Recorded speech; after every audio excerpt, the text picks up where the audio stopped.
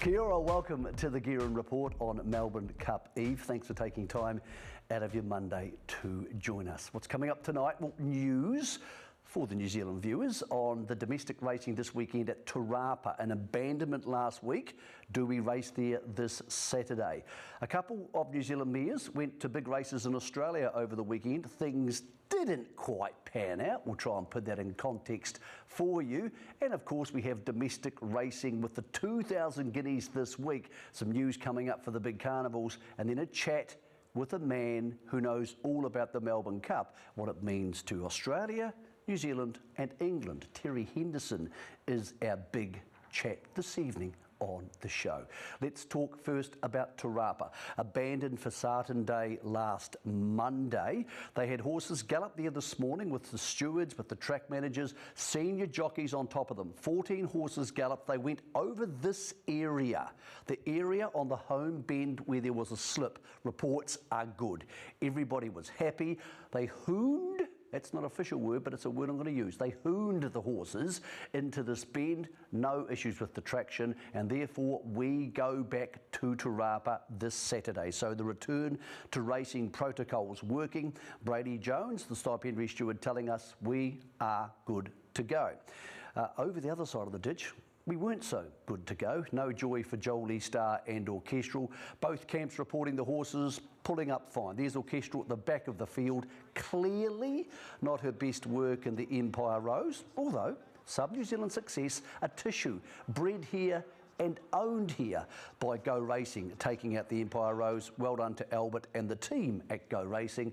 Orchestral, well, she wouldn't be the first mare to not come up in the spring. She'll be back in autumn, make no mistake, she is fine. Here in the Cambridge stud colours on the outside, the gold and black, is Jockey Star, and she ended up in the wrong part of the track. You can see all the horses who were in the top five, they're on the inside, she's on the outside. Wasn't her race to be, and a frustrating spring finishes in the Golden Eagle. She too heads to the paddock. She too will be back bigger and better in the autumn. We've waited 10 weeks on the Guerin Report to have our first hero of the weekend. This man deserves it. Michael McNabb, after 5 months out of the saddle with a back injury, missing the first 3 months of this season, he's now remarkably favourite for the Jockey's Premiership. He's still more than 20 wins behind Sam Spratt and Craig Grills, but with 1 win on Saturday and 4 on Sunday, the bookies know Nabba is coming for them. He's into $2.20 to win his 3rd premiership in the last 4 years. Welcome back, Nabba. I know it's been a tough time. Great to have you back doing what you do best. But it is Melbourne Cup week, and Terry Henderson from OTI Thoroughbreds knows more about what the Melbourne Cup means to New Zealand, to England and to Australia than most people. He's had winners. He's had horses he thought won the Cup, and he buys horses from all around the world and gets information from all those different jurisdictions. We talked to him tonight about what it's like to have horses in the Melbourne Cup, and in fact, what it's like to win the great race. Nerve-wracking. Look at it, it's one of those races, Michael, that you prepare a long time out for, and obviously once you're on the day, half the job is done. Getting them to the race is the hard part. And then, you know, you just hope things roll out that well. You're looking at the weather, you're looking at the track conditions. You hope you don't get a call from a trainer at 7:30 in the morning, which we've had. But yes, it's quite nerve-wracking. As the boss of OTI, what are your responsibilities on a race day like that? It's an important day. You know, we've got a major commitment to our owners first and above everybody else. They're the people that fund our business. So we want them to have their tickets, we want them to know what to do. We normally have a social function beforehand, so we get the tickets done, so everyone is set, so we don't have to run around half an hour before the race and give tickets out. But you just want them to have a great experience. And as you know, many of our owners have already had the experience, so you then want them to have, you know, the joy of being in the top end of the race. Is it a different experience if you think you can win as opposed to having a 50 or 100 to 1 chance? Yes, it is, because your expectations are higher. You know, we've had horses in big races that have been outsiders and excelled, and we've had short price horses in big races that have failed. So your expectations are higher, so you're really probably a little bit more nervous for the horses that you think have got a real show. You won the Melbourne Cup with Doremus, a New Zealand sourced horse. As best you can explain it, what was the next 1 hour and then 12 hours of your life like? Well, I can certainly tell you about the first 6 of those 12 hours. I don't know about the last 6. Look, it was an amazing feeling. We had some good friends from Perth in the horse. Some very good friends that have been in harness racing with me were in the horse. And so, you know, it was celebrations. You sort of were wondering where the cup was once you were given the cup, and we ended up getting a security guard, and I gave him $500 and said, "You watch that for the next 6 hours." So it was amazing, and it was a wet day. It was in a time when they didn't close Flemington, so Flemington was open until all hours. So the Freedmans had a tent out the back that was swinging. Everyone was wet. Lee Freedman had been drenched in champagne. Clive James was filming a show that day, focusing on Gay. He gave her the flick and came and joined us. So we have these, what you call it, very inebriated Australian horse trainers and owners and strappers 9 o'clock at night in the Flemington Yard being interviewed by Clive James. So we wouldn't have given the British racing public a very good image of our scene that day. What about the next morning? I know these days social media is far more in vogue, but messages, people wanting commitments from you for television, of course, wanting to see the cup is another thing, but also just people who genuinely want to ring you and say congratulations. Oh, it's great. You know, you don't knock that back. You know they're ringing for the right reasons. Look, you just take it as it comes. I think we're always very conscious that our owners are part of that journey. We have a celebration lunch, usually not the night of the race, or in Doremus's case we did. But if you have a big race when you're looking for a time to have a celebratory breakfast or a lunch, or the following day, following evening, barbecue or a sandwich with them, so that you know, you can celebrate together. Because look, racing's not a team sport in that context, but when you're running a syndication operation, it is a team, and you want the fellows to feel part of that, and that's part of the enjoyment of being involved. When you've won a Melbourne Cup, do you have a moment in the ensuing months where you just one day just look at it and just think, wow, we won it? Because I'm sure for the first couple of days it feels very surreal, but do you have a moment of realisation for an accomplishment that an enormous percentage of people in racing will never get close to? You do to an extent, but you know, you've got so much going on with other horses coming through and other races to be planned for. For me personally, there's nothing like being by yourself 2 o'clock in the morning, watching the video with a glass of scotch and just going through the whole day's events. That's really what I personally like. You know, racing, you know, it's such a busy activity, and we've got horses all around the place, so you do sort of focus on the next thing without actually reflecting on the race itself. You've been on the other side of a photo finish. Yep. With Bauer, who I think a lot of people thought had won the Cup, and it looked like he'd won the Cup. Talk us through that 5 minutes. Yeah, well, it was at a time when Simon O'Donnell was my business partner in OTI. We were both with our wives watching the race, and we both thought we'd won. Bauer's backside was in front of views, and its head was, we didn't see his head. But you know, I've always judged myself as a pretty good judge of a finish at Flemington, because even though you're not in the right place, you know, you've seen enough races to know we thought he'd won. So it was a massive disappointment. So lots of hugging and kissing and high-fiving, and then you... We were waiting for the photo. We were waiting for the photo, but there was, you know, we just thought, geez, it's just got to be made official now, but it wasn't. And Wursch beaten by Bart, which is like, everybody wants Bart to win these races. Well, and not only that, we had Francesca Camani, Luca Camani were down on the rail watching the race. They thought we'd won. So, you know, Luca, by this stage, we'd had a good relationship with him. We'd had some nice horses with him in Europe. So, you know, there was that part of it as well as our owners, you know. And there was a guy from the UK still in the horse at that stage. So it was a real disappointment. And do you go back and and watch a race like that? Like people may watch a footy final and think this is where it turned, and do you ever think to yourself, oh, if only this had happened, or you just don't want to see it again? No, I don't do that. A man that you know very well, Roy Purdon, he said to me many years ago, son, if you want to enjoy this game, learn to turn the page. So that's exactly what you do with those losses. Do you think now in the Everest age, and there's so many big races in Australia, I can't even name them all, that the Melbourne Cup still means as much to people? Putting aside other races, you would have to say that in society generally, I'm not talking about racing people, in society generally, no. You know, the kids don't stop at school these days and watch the race the way they did in my day. I don't know about yours, Mick, in New Zealand, but it has changed. The pervasiveness of the race amongst the broader society isn't what it was. Now that's, you know, the younger people have got other things to do, as we know, and, you know, there's a lot of wokishness in our society that, you know, doesn't like horse racing. So a combination of features means that it's just not as powerful in the broader society. In racing, it's different. The Melbourne Cup is still an incredibly important part of the racing fabric.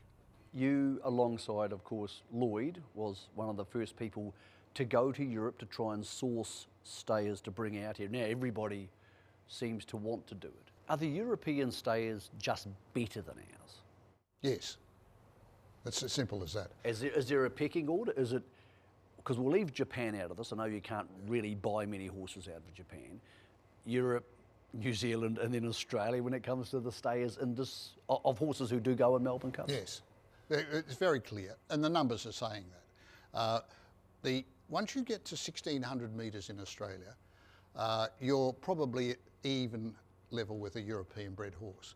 Above that, the Europeans are better. And is that just centuries of breeding? A combination of two things. It's breeding and rearing. You know, you've got the best bloodlines, best staying bloodlines in Europe. We've won Australian derbies here and then tried to market the horse as a stallion. No interest. You win the English Derby, you've got a serious stallion on your hands. And you know, that's making it very simple, but the reality is they're still breeding horses that can run 2,000, 2,500 metres. We're not. When you talk about Europe, you've done something which not many people have done, OTI as a business and yourself, is left horses there. So bought horses and raced them in France. Recently you had a horse who ran fifth in the Arc, which is as big as it gets. What's the idea behind racing in France and England and Ireland when the stake money is, apart from at the absolute top, inferior to here? Well, it is inferior in England and in Ireland, but in France it's pretty good, Michael. There's a rebate, isn't there? There's owners' rebate systems for French-bred horses. Well, French-bred horses. You know, you can get a 75% premium on your stake. So if you're racing, say, in a maiden at Deauville, which is probably 20,000 euros to the winner, you're getting 35,000 to the winner. And that's good stake money. That's equivalent to what we're paying here. So in France, it's different from Ireland and England and in fact in Germany. But to answer your question, the reason we leave horses there is because we took a stand fairly early, and we think it's justified, that we're better off buying horses that have shown something at an earlier stage in Europe, letting them grow out in Europe, giving them their third three-year-old year in Europe, and then bringing them out. We're not part of the scene that goes to Europe and pays 800,000-900,000 euros or guineas to bring, you know, a higher quality horse out. So sure, we'll leave a number of horses in Europe because they're not good enough to bring out, but we've found with quite a number of our horses, you know, the likes of the Galo shops and the Manigars and so on, by leaving them race there, then bringing them out, it's economically more attractive to us. OTI still source horses from New Zealand, and very successfully, of course. What do you look for in a going horse, and what role does pedigree play in a going horse as opposed to just blunt racetrack performance? Well, yeah, there's a lot in that question, because we've bought horses from 11 different countries, and we've won races in 9 of them. And I've said this for 6 or 7 years, the best place to buy a racehorse is New Zealand. The best value places to buy a racehorse in New Zealand. Given that we're buying athletes, So I'm not necessarily looking at the best bred horse, given we're buying going horses usually. I'm looking at the horses that we think are the best athletes for the job that we want them to do when we get them here. So pedigree does play a part, because that'll give you an indication, and these days you can do DNA tests to see what the range might be. But we're basically looking at athletic horses with the characteristics to win those races above 1600 metres. This is which we focus on. What advice would you give New Zealand breeders? Because it's such an enticing market, selling into Hong Kong, but also trying to get nibbles from Australia to still go to speed horses.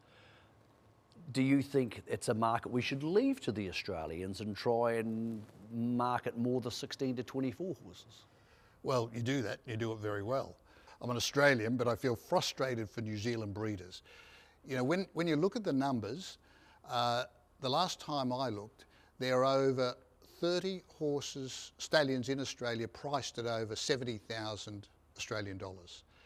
At that time, and I think it was before Poisson went up, I think there were 3 in New Zealand. I can only think of one, which would be Savabeel. Yeah, well, Poisson is up there now. And Pura and Canto would go to 50, no, so there's not many. I know. So it must be incredibly frustrating when you see these horses come over, be sold to the likes of us, or bring them over themselves and win our races. I remember having a chat with John Thompson once and said, why don't you hire a plane and put all these mares on and take them over and service them and send them back and put Shocking's fee up to $35,000, $40,000, which is probably where it should be. So it's a very hard question to answer. But as I said just before, the value is there for us as buyers. A few years ago, you were very vocal about sometimes a lack of standard in Australian racing, and that you don't need any qualification to be a horse trainer, and you don't need to more or less behave in any or dress in any certain way. That didn't go down well with some people, but do you think you've seen an improvement in the standard of the way Australian horse trainers are professional and present themselves and act? Yes, I have seen a rise in that standard. I still think that we've got a real role in the Australian training ranks for a code of conduct.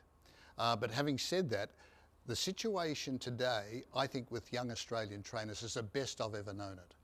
And I think there's a really simple reason for that. If you take the top 20 stables in Australia, something like 14 of them have got young people in them that have been trained in Europe.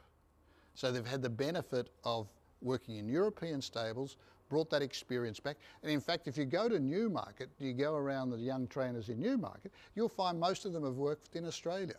So that's been a great, call it, education for both countries, trainers. And I think we've been the beneficiary of that in Australia, because you look at these young people that are coming through, some of them are English people that have come out, like the Annabelle Neeshams and the Archie Alexanders and the Matt Kamanis and these sorts of people. And many of them, like Benny Hayes or Michael Kent, or they've come through that English system. And I think that's helped our level of professionalism in the Australian ranks. What about the battle over good horses versus the punt in Australia? Because when you're in England at Ascot, everybody's betting, but they're still looking at the horses. Whereas sometimes I don't get that feeling when I'm at Flemington and Randwick. I get the feeling they're betting and having a drink, and the horses are there, and that's nice too. Yeah. Do you feel that way when you race sometimes in modern Australia? I do. Well, and this show was brought to me by Labrox, so I've got to be careful. But I'm not a punter. I punt when I buy these horses. So I leave that to guys like you and others. But we need people like Ladbrokes. What they're doing in New Zealand is incredible. But the reality is the way that racing is presented as a result of the way the image of racing comes through many of the bookmaking organisations, it's not consistent with the way I'd like to see racing. But, you're right, punting is an enormous part of the Australian racing scene, and it will probably be that way for a long time. Well, maybe one drives the other, or the other drives the other one, but one makes a lot more noise. Yeah, well, they do. And they feed off each other, albeit that, as you've just done in New Zealand, and we've now done it here in Sydney particularly, there are other ways of bringing stake money in with, you know, these slot races, and I think that, you know, if the Australian racing scene opens its eyes, it'll look at something like the OTI system in France, which makes a millionaire every day. It basically supplants the Tats Lotto system that we have, the Lotto system, by backing, you know, 6 horses that finish the race in a row. You were, a while ago now, heavily involved in harness racing. You had 2 great horses, among others. You had Chokin, who was a great horse, and Holmes DG. And you're not, I don't think, involved much these days at all. What happened to harness racing, do you think, and what advice would you give the bosses in that code? Because its demise in some parts of Australia, and particularly in the last 20 years, has been rather dramatic. Yeah, well, what happened is that we lost some key figures. As you know, we can go back to, you know, the loss of Vinnie Knight. You know, and Vinnie, you can't diminish the impact that someone like that, because the game and most sports are around people, and in our case, people and horses. So we need heroes in our sport. We lost Vinnie Knight, and I'd say that we started to slip from that time on. What about leaving here? I was going to say, we then left Moonee Valley and went to the bush. And, you know, we basically said the people, which is most of them on that side of town, you know, are going to find it harder to get to harness racing. Not that any of our racing sports these days need people on track, because we know that's not going to happen. But the reality, it moved it out of the public eye. As for fixing it, I don't know, Michael. You know, I see trotting thriving in France, because a lot of the galloping people in France are involved in trotting as well, as it does in, you know, the Scandinavian countries and Germany. But I honestly don't know what, you know, if you're given the mantle, what you would do in Australia to fix harness racing. You're a man who's won, talking about harness racing, you've won Miracle Miles and New Zealand Cups. Obviously, you've won the Melbourne Cup. You've won so many great races. You've won at Royal Ascot. I've been in the winner's circle with you at Royal Ascot, a place I never thought I'd go. What's the one race you would love to win that you've never won? Oh, the Arc. I thought that was coming. Yeah, the Arc. Why the Arc? The Arc is the best of the best. It's got to be an Entire or a mare. They come from all around the world. There's Japanese horses in the race. You've got the best jockeys on track on Arc Day, again from all around the world. You've got 3-year-olds and open class horses. It's a weight for age race. And if you look at the average rating of the horses in the Arc, it's up around the 117, 118 mark. Now, there's no other race that competes in terms of the quality. Let's talk about the 2 hemispheres, because it's not fair to ask you this as a worldwide question. I'll give you 2 lots, because I think they're very different industries. Let's talk about trainers. Who's the best trainer you've seen in the Northern Hemisphere? And we'll give you one in the Southern Hemisphere too. Since you're Mr. Worldwide, you get one of each. Andre Fabre, without doubt, in the Northern Hemisphere. We've been privileged to be in that stable now for over 10 years. And if you take all the characteristics other than communication, because he's not the best communicator. Well, he's also French. Yeah, that's right. But you know, he's there. What about down here? In terms of whether they're still around or of the ones in your lifetime. In my ones in my lifetime, and it's thoroughbreds, not harness racing. You can it's your show. You can do whatever you want. Look, you can't help but think that Roy and Barry Purdon, back in the 90s, when the harness racing industry said, you guys have got to split up. You know, they were winning more than half the races at Alexandra Park on a Friday night. You know, that's now, I don't know of any other training operation that's had to do that. If you look at thoroughbreds, you know, Murray Baker, it takes a lot to go past Murray Baker for me. Just from bringing horses across the Tasman and winning so consistently. And picking out that horse. I remember when we bought Kibbutz off Murray Baker, he'd ran 3rd in the Champagne Stakes, and I think he'd failed a vet for Hong Kong, and Phil Cataldo said, you better get over here, and Murray said, you'll win the Victoria Derby with this, but I've got one over here and he's going to win the Australian. And I forget what it wasn't Lion Tamer, it was one of the early, and he was right. Like a nom de jour type. Nom de jour. And so, you know, that's not just luck. So Murray's up there with them. But, you know, in Australia, when we look back and have a look at what Chris Waller has done, you know, that's incredible. What he's been able to achieve with the bum out of his pants when he arrived in Australia, to get a few lucky breaks with a bigger owner and do what he's done on this track.